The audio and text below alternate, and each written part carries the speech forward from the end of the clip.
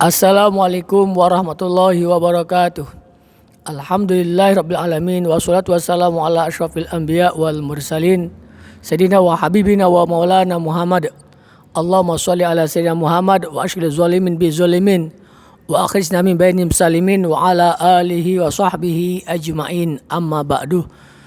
Jemaah sekalian, ada sebagian ustadz-ustadz yang mudah sekali membid'ahkan ibadah orang lain dengan alasan Nabi tidak pernah lakukan.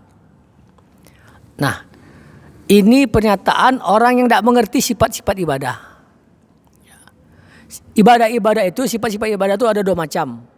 Ada yang ibadah ikut rinci, ya, ikut rinci yang telah dicontohkan oleh Rasulullah Sallallahu Alaihi Wasallam. Dalam hal ini ada dua, sholat dan haji. Kalau sholat, kita wajib ikut Nabi Muhammad Sallallahu Alaihi Wasallam, perbuatan dan ucapan. Contoh umpamanya, sholat diawali dengan takbiratul ihram. Allahu Akbar. Setelah takbiratul ihram, ya, kita dianjurkan untuk membaca doa iftitah. Boleh tak kita setelah takbiratul ihram membaca tasyahud? Jawabannya tidak boleh. Mengapa? Karena tidak ada contoh dari Nabi Sallallahu Alaihi Wasallam.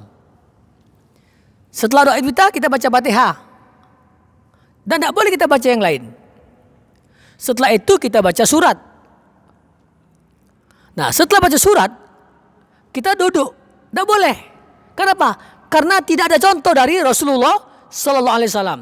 Setelah baca surat kita ruku, bukan sujud, bukan duduk. Kita harus ikut Nabi Sallallahu Alaihi Wasallam. Itu ucapan dan perbuatan dari takbiratul ihram sampai assalamualaikum. Kecuali kalau ada perbuatan-perbuatan yang diizinkan oleh Nabi Muhammad SAW, seperti membunuh ular, kalajengking, menggendong bayi, ya, membuka pintu ketika sholat, tapi pintunya ada beberapa saat tertentu. Itu dibolehkan dan itu wajib ikut beliau dari takbiratul ihram sampai salam. Kalau sebelum takbiratul ihram tidak wajib ikut Nabi. Umpamanya sebelum takbiratul ihram, saya sebelum takbir, saya ngomong dengan orang, kamu jangan ribut ya, saya mau sholat, ya harap maklum ya. Kemudian saya takbir, Allahu Akbar. Boleh tak? Boleh. Kenapa? Perbuatan sebelum takbiratul ihram itu tidak wajib ikut Nabi Sallallahu Alaihi Wasallam. Begitupun sesudah assalamualaikum, assalamualaikum warahmatullah, assalamualaikum warahmatullah.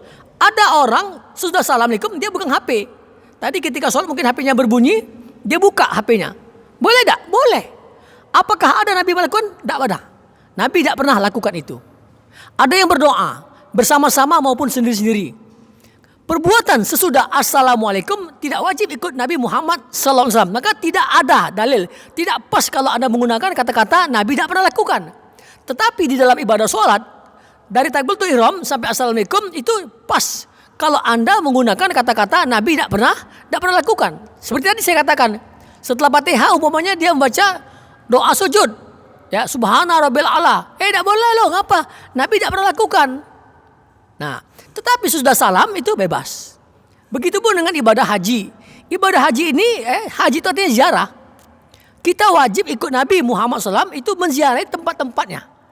Artinya, ya, ketika kita umroh, kita ke Masjid Haram, tawaf di Ka'bah, kemudian sa'i antara Safa dan Marwah. Kemudian kalau kita mau ke Arafah, mau wukuf di Arafah, mau melontar di Jamarot, mau mabit di Mina atau di Muzdalifah. Ini ikut Nabi Muhammad SAW urutannya. Kecuali ada yang dikecualikan, ya, ada urutan tertentu yang bisa dikecualikan. Nah, ini ikut Nabi Muhammad SAW, sholat dan haji. Makanya beliau bersabda, khuzu anni manasikakum. Ambillah dariku cara haji kalian. Shollu kama ra'aitumuni usolli. Sholatlah kalian sebagaimana aku sholat. Jadi sesudah salam dalam ibadah sholat kita tidak wajib ikut Nabi Muhammad SAW. Jadi apapun yang kita lakukan, apakah zikir berjamaah, apakah doa berjamaah, apakah makan berjamaah, apakah pulang berjamaah, sesudah assalamualaikum itu dibolehkan dan tidak pas kalau ada katakan Nabi tidak pernah melakukan. Kenapa? Tidak wajib ikut Rasulullah Sallallahu Alaihi Wasallam. Nah, selain ibadah dua ini, haji dan sholat, itu prinsip umum.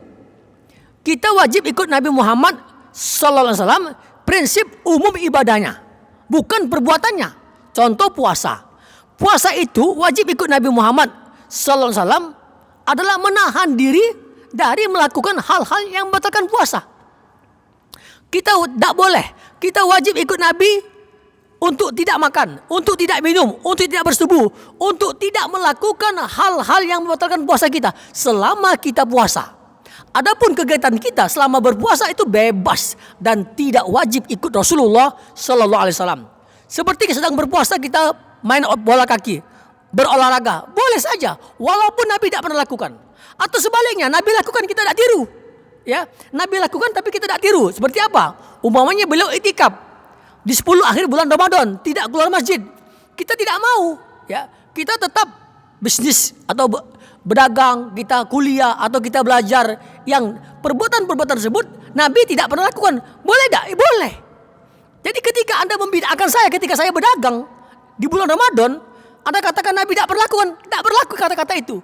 Justru Anda akan ditertawakan oleh orang. Begitu pun dalam berlebaran umpamanya.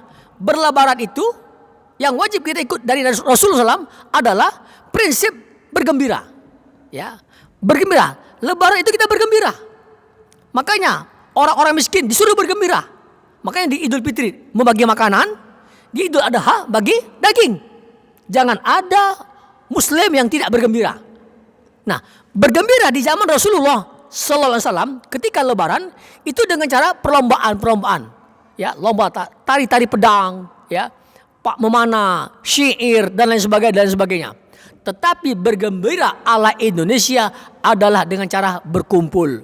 Kita lihat, ya, terutama di Idul Fitri, banyak orang-orang perantauan mudik ke dusun kumpul dengan keluarga, dan itu Nabi tidak lakukan. Apakah bid'ah? Tidak. Kenapa? Yang wajib ikut Nabi dari lebaran itu adalah bergembiranya, bukan cara bergembira. Begitu pun dengan takziah. Takziah itu artinya menghibur. Ya.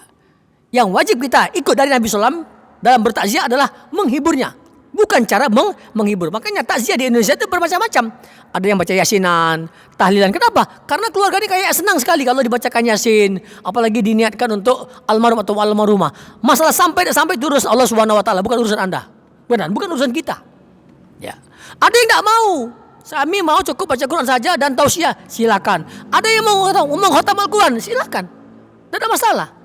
Karena ibadah-ibadah yang baca Quran, ya, tahlilan, sholawatan, ya, itu adalah termasuk ibadah mutlak, bebas waktu. Berdoa itu prinsipnya ikut Nabi SAW, minta kepada Allah. Tidak boleh minta yang lain. Ikut Nabi, minta kepada Allahnya. Adapun yang diminta, bebas. Tidak harus ikut Rasul. Misalnya saya berdoa, ya Allah beri aku mobil Alphard, ya Allah 10 buah, boleh saja. Tidak haram, walaupun Nabi tidak pernah minta mobil Alphard. Atau saya berdoa pakai bahasa Indonesia, boleh saja. Walaupun Nabi tidak pernah berdoa pakai bahasa Indonesia. Begitu pun dengan khutbah Jumat yang merupakan rukun sholat Jumat. Ya, khutbah itu intinya menasihati, memberi peringatan kepada jamaah. Nah, mau pakai bahasa Indonesia boleh, walaupun Nabi tidak pernah lakukan. Jadi kata-kata Nabi tidak pernah lakukan itu hanya berlaku di 2 ibadah, sholat dan haji. Oleh karena itu jamaah sekalian, marilah kita sama-sama belajar, biar wawasan kita luas. Banyak-banyaklah belajar dengan para ustadz yang banyak supaya wawasan kita luas. Kenapa? Karena masing-masing ustadz mempunyai kelebihan-kelebihan tersendiri yang tidak dimiliki oleh ustadz lain. Maka kalau kita banyak ustadz, maka wawasan kita semakin luas. Jangan mau dibodohi. Jangan belajar dengan ustadz lain. Itu ustadz sombong, ya, menganggap dirinya sudah mengerti semuanya. Mudah-mudahan dengan pemahaman ini, singkat ini, kita terjalin ukhuwah Islamiyah antara kita dan tidak mudah saling salah menyalahkan. Wassalamualaikum warahmatullahi wabarakatuh.